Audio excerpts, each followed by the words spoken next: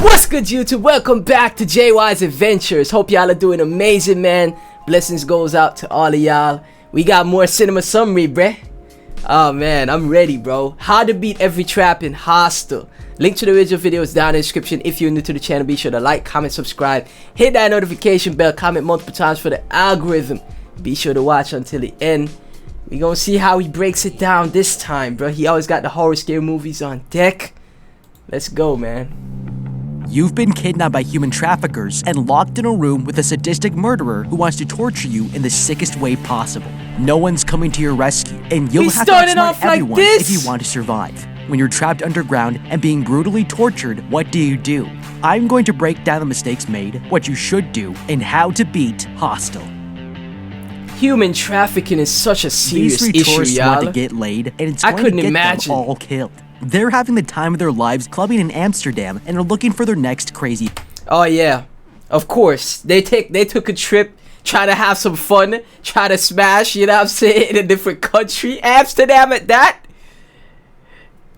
It doesn't pan out. Josh here's having no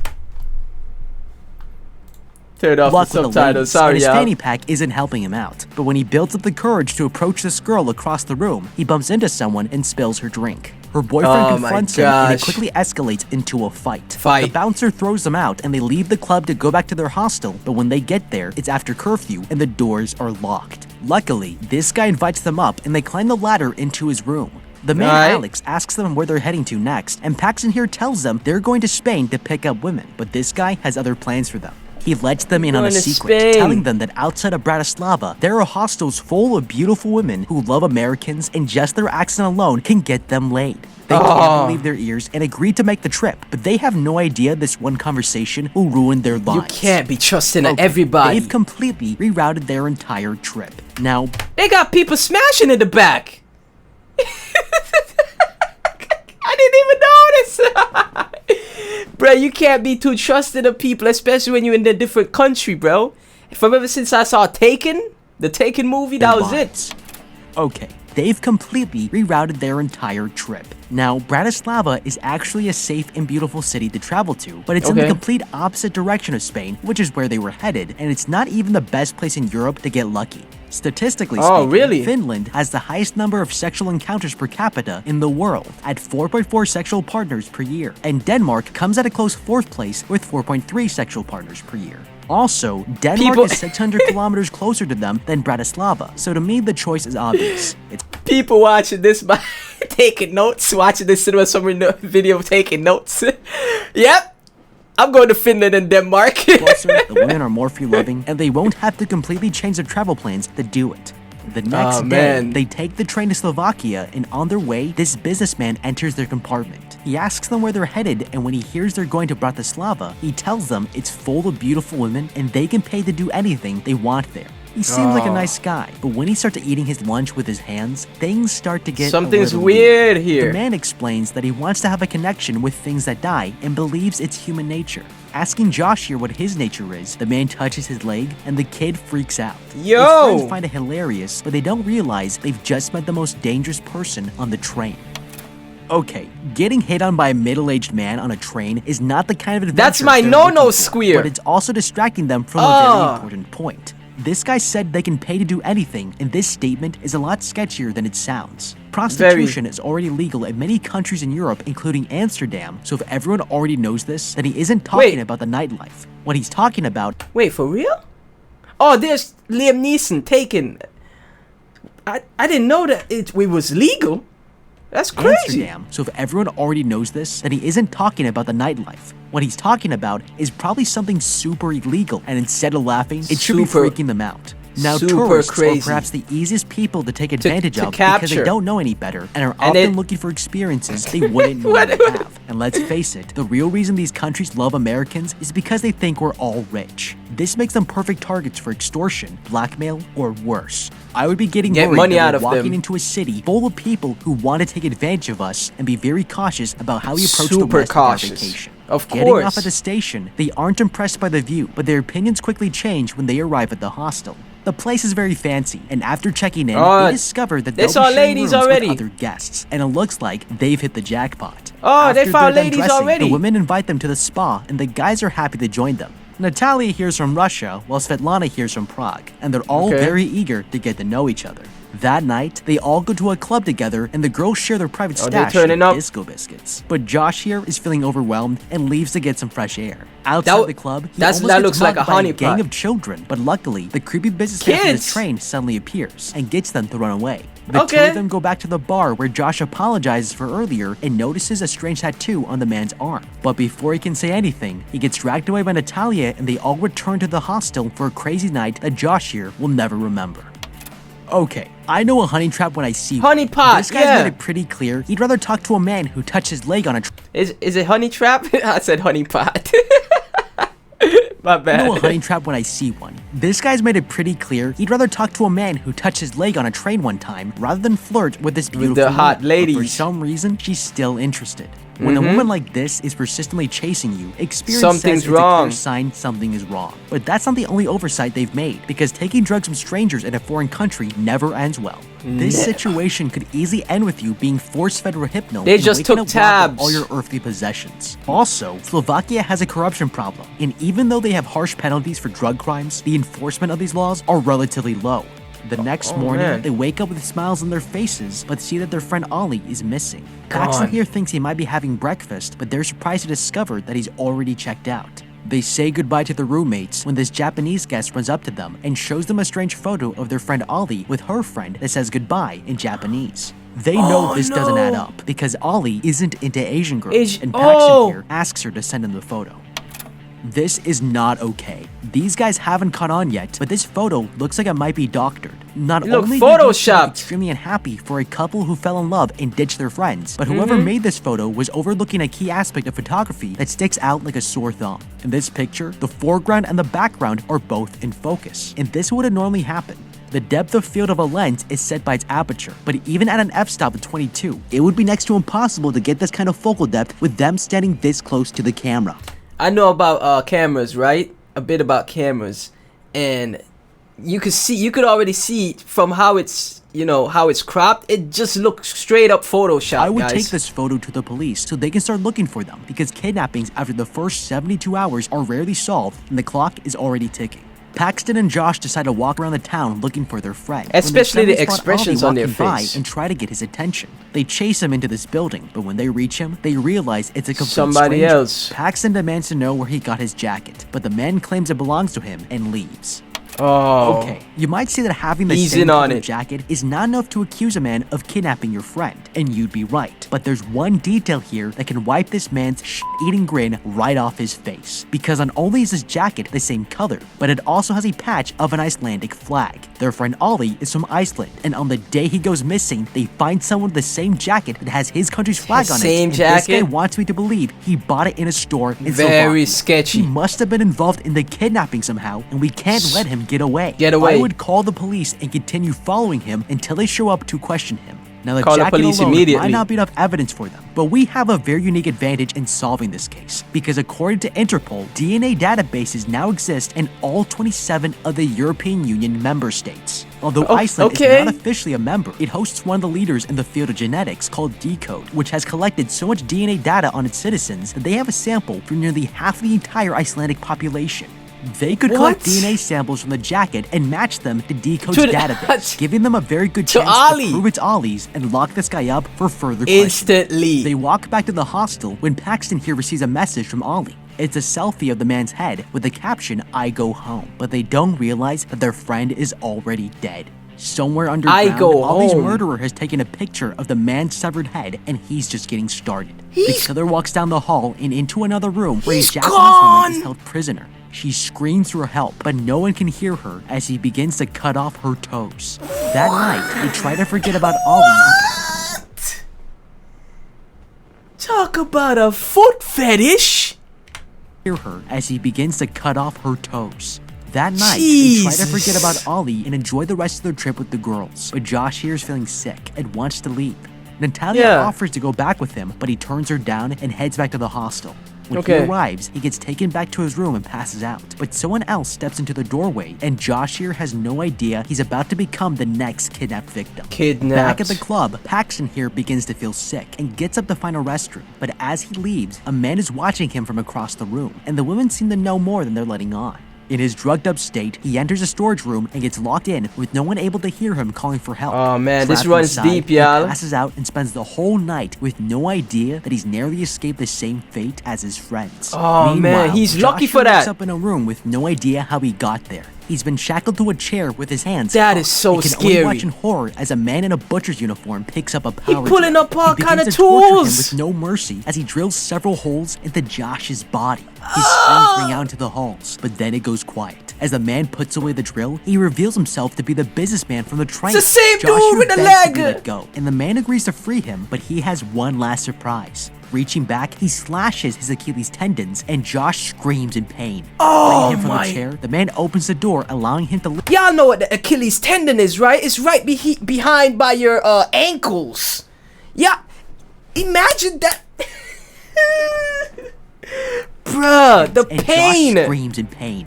Freeing him from the chair, the man opens the door, allowing him to leave. But when Josh tries to stand up, he collapses He can't as walk. his wounds stretch open. He offers him money to stop the torture, but the man reveals that he's paid for the pleasure of killing him and slits his throat. Okay, this is what you get when you leave your girlfriend at a bar. These look like a pair of standard police-issued handcuffs, so they're fairly restrictive and the metal is going to be strong, but that just so happens How do you get out of this? Added advantage. Special forces units, such as the Green Berets, are trained to escape from any restraint, and they do this through a simple technique. They bring their wrists together and rotate them so that the chains begin to tangle, building up more tension as the chains are pulled taut. This weakens the restraints so much that a soldier can break them with a quick twisting motion and make their escape. This is going to take some patience, and it's going to be extremely painful, but a little pain is worth it if it saves your life. If he manages to break free, he's got the further advantage of being younger than his torturer. The only thing that gives this man power is that he has a weapon. Otherwise, he's middle-aged and out of shape. You could grab weapons off the table. Without tendons, I would wait for the man to come close enough to knock him over. If I can get him on the ground with me, then I can use my upper body strength to fight him without needing to use my legs. And this gives us a real shot at escaping with our lives. Meanwhile, Paxton here returns back to the hostel and finds out that according to the guest logs, he's already been checked out. He chews out the receptionist for this mistake and gets a new room, but when he enters, he sees two women getting dressed and they invite him to the spa. He realizes it's word for word the same thing that Natalia and Svetlana told him when he first came. Crazy deja vu. He uses the picture of Ollie to find the smokestack from the photo is an exact match for the one nearby. But suddenly, a gang of kids steal his phone and run away.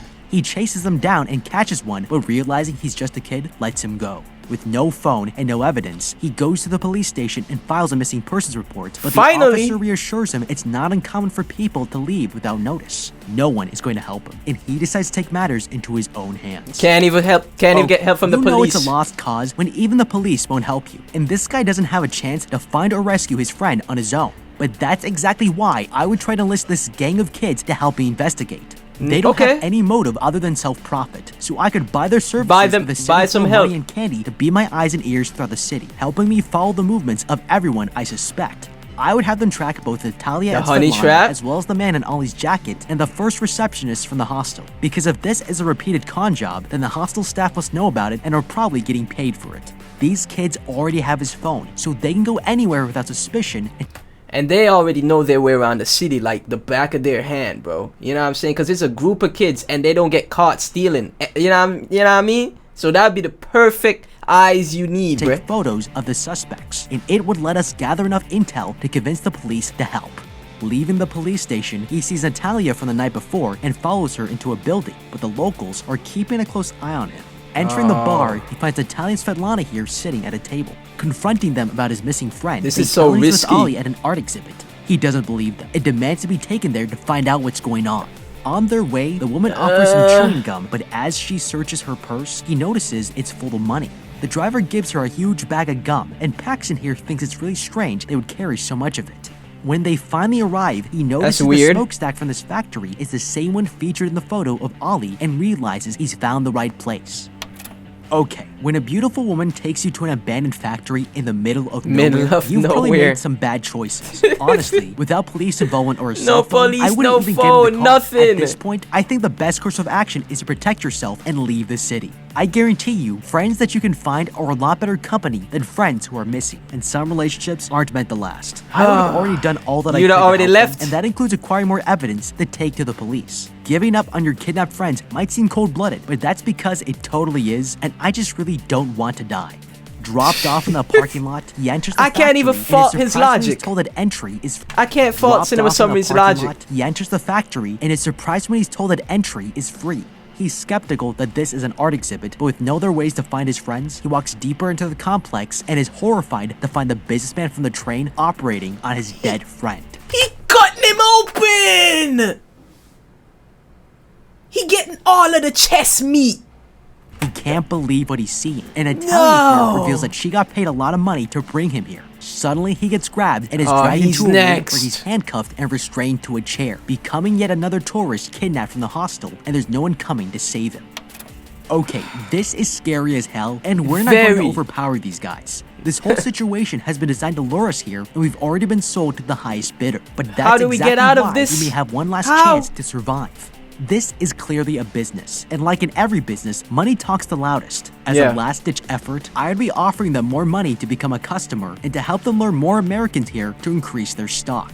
At the end of the day, every profitable business wants to grow and increase demand. And that's a great way of thinking. Meet this growing demand, it's worth more to them than serving a single customer. They could bring more Americans. But if we're not trying everything we can think of to escape, then we deserve to die here. You gotta try everything. A guard comes in, demanding him to speak. This customer wants to make sure he's killing an American. The guard then stuffs a gag in his mouth and leaves. Putting a pistol to his head, the customer is about to shoot him, but realizes it's too easy and changes his mind at the last minute. That's when Paxton hears the sound of a chainsaw motor. He wants the man to use approaches and brings a blade down to his chest, but Paxton begins to vomit, causing him to choke. The man doesn't want him to die before he can get his money's worth, so he unlocks the gag and lets him hurl. But this man has no idea that one act of kindness will kill him. He picks up his chainsaw again and slices some of Paxton's fingers off, not knowing he's also cut through the handcuffs. Turning around, he sees the man running at him with the chainsaw, but the guy slips on the ball gag. The torturer falls to the ground, and the saw lands on his leg, cutting right through the bone. Crazy accident for the win! The gun just in time to kill and shoots him. Outside the room, the guard hears someone calling in German and goes to check it out. But when he enters, Paxton turns around and shoots him. Shoots the guard. Okay, let's go, Paxton. This guy got extremely lucky, and he was smart about his escape. Very lucky. Too. If he was blessed. Quiet for too long, the guard will notice. So the only way out is to call him in and kill him before he suspects something. But he also made it harder on himself than necessary. If your back is turned, it's not easy to swing around and shoot someone to a chair. We also have to consider there may be only a couple bullets left in the gun, and we won't get a second chance at killing him. Personally, I would have slanted my chair sideways before calling out to the guard. I don't think he would have found it suspicious because the chair could have moved during the torture, and we could still lure him in to get a better shot. Freeing himself from his shackles, he takes his cut off fingers to sneak his way out. He's about to escape when the lights turn on and he hides in a nearby room, narrowly avoiding the guards. Inside, he finds a bunch of dead bodies stacked on a pushcart and panics when the light turns on. A man wheels the corpses out and pulls it through the halls with no idea that Paxton here is hitching a ride. He's taken to the bottom floor and wheeled into a kitchen where the man begins hacking apart the severed limbs. And when Paxton opens his eyes, he sees his dead friend staring back at him. Oh no! That's so sad, fam. And he just gotta be silent. My heart would be racing. You know what I'm saying? My bodily function would probably go awry. In this situation, I would vomit 10 times. Makes one mistake, he'll end up just like Josh. The butcher here takes a corpse off of the trolley and knocks Paxton's fingers to the floor. He tries to grab them, but the butcher beats him to it. Picking them up, the man leaves the kitchen to dispose of the corpses and gives Paxton his opportunity to escape as he sneaks up behind the man and knocks him out. Nice! Okay, patience is a virtue, and the guy made the right decisions here. It makes sense to want to grab a weapon and fight your way out as quickly as you can, but it doesn't grant you the best opportunities. A lot of people might show up. And if you get up, the body stacked on top of you will drop to the floor and make a noise, alerting him to your presence. It's a lot easier for him to turn around and swing a knife than it is for you to push a body off your chest and stand up to grab a weapon. Patience is the only play that works here, and he made the right decision. Although, this guy has got to let go of his fingers. For serious injuries like this one, reattachment is no longer possible after 6 hours. And that seems like a pretty optimistic time frame for escaping with your life, making it back to town, finding a hospital, and having a doctor sew both fingers back on. It's great that he's still thinking about his quality of life in all of this. But for me, I'd rather focus on my immediate survival and give up on those fingers in case I need to grab a weapon or defend myself. Paxton takes the elevator to the top floor and manages to evade the patrolling guards in the hall before entering this locker room. He sees a window across the room, but when he peeks through it, he sees a police officer talking to one of the drivers and realizes that the cops know all about this place and are allowing it to I was just about to celebrate. The cops are in on it. Talking to one of the drivers and realizes that the cops know all about this place and are allowing it to happen. There's Corruption runs deep. He changes into a clean set of clothes and finds a card in the pocket belonging to the elite hunting club, with prices for the different nationalities brought in. But as he looks at the card in horror, another American tourist enters the room and takes him by surprise. He asks what it felt like and if he should kill his victim quickly or not. Paxton here says to make it quick, but the man disagrees, deciding he'll do it slowly, leaving his pistol behind for Paxton to take. He makes his way out of the building and finds a car with the key still in the ignition. But suddenly, he hears the Japanese girl screaming in pain and refuses to leave her behind. Running back inside, he falls. You don't even know her! From upstairs, torturing her and shoots him with his own pistol. You don't even know her! They run out of the building and manage to steal one of the cars, but it alerts the guards who chase after them. Heading into town, the road at least he got away. But once it moves out of the way, he sees the woman from the hostel and Alex from Amsterdam standing in the street. They turn, seeing he's in the car, and with no remorse, he brutally runs him down in the road. Revenge! Okay, 3 for the price of 1 is a good deal anywhere in the world. Yeah. And I would definitely run them over too, except it's going to involve the police. It's gonna alert people. By both gangsters and the police is the kind of irony I would try to avoid, especially when I'm running for my life. The truth is, this guy shouldn't even be on this street, because driving your car through the city is a surefire way of getting caught. There are too many pedestrians in the way, and when the streets are this narrow, you'll have to slow down, which lets the gangsters catch up. The better thing to do is drive down a narrow street and ditch the car. When the gangsters arrive, they'll be blocked, and it forces them to make a detour to find you again. You're slower on foot, but using the car to block the way buys you time to hide, and they will lose your trail, giving you a better chance to escape. On another street, the man gets stopped by the gang of kids who want to treat, and luckily, he still has a giant bag of gum in the car to bribe them with. When the guards in the exhibit shop trying to follow him, the kids don't go easy on them. And it gives us a pretty clear picture of what Oliver Twist would be like if it was set in Eastern Europe. Ditching the car, they hurry on foot to the train station, but he sees the guards in the exhibit talking with the police. They move towards these boxes to hide, but as they approach them, the Japanese woman sees her reflection in the glass. She's so disturbed by her wounds that she walks out onto the platform, and when she spots the oncoming train, jumps in front of it. Her death distracts everyone at the station, and Paxton is able to sneak onto the other train. He's able to get away. Later, as he's resting. So bringing her was what was actually in his favor, bruh. Bringing her, I was like, nah, leave her behind. Your friend's already gone. You don't know the Asian lady, bruh. Leave her behind, bro. You know what I'm saying? But it worked out for him. But she saw herself. She was like, nah, fam. I give up. I give up on it, bro. I give up on life, onto bro. The other train and escape the town. Later, as he's resting, he hears the voice of the businessman and realizes he's also on the train. When the man gets off his stop, he greets his daughter and walks to the station, but has no idea that they're being followed. They stop at the restrooms, and he sends his daughter in before he enters got the a daughter. That's when Paxton decides to take revenge. And he doing so much evil stuff. And waits for his daughter to come out of the restroom. But when she takes too long, he realizes she's gone missing. In a panic, he kidnapped the runs daughter? to the station calling her name, but never notices that Paxton is right behind him, holding his daughter hostage as the train leaves the station. But what do you think? How would you beat Hostel? Let me know with a comment down below. Thank you so much for watching, leave a like and subscribe, and check out the How to Beat playlist for more videos like this. Until next time, have a damn good day. I wouldn't have kidnapped the daughter. I would have bodied him. I would have snuck up on him from behind, bro. I don't know if he had more guns, bullets in the gun. I'd have given him such a quick pistol whip. I'm telling y'all, bro. I would have left the daughter out of it. She probably ain't even know about the whole situation that's going on, you know what I'm saying? But that dude would have got so many pistol whips, bro. I'm telling y'all. Holy crap, bro. insane movie, man. Another thing that's dope about Cinema Summaries videos is that we could recommend movies to friends, bruh. Like, this movie looks so freaking entertaining, and his breakdown with the DNA, genetics, and stuff like that, all the stuff we got to learn in this one, bruh. Fire, fam. Let me know what y'all thought of the video down in the comment section. Let me know what you thought of my reaction. If you enjoyed it, be sure to like, comment, subscribe, hit that notification bell.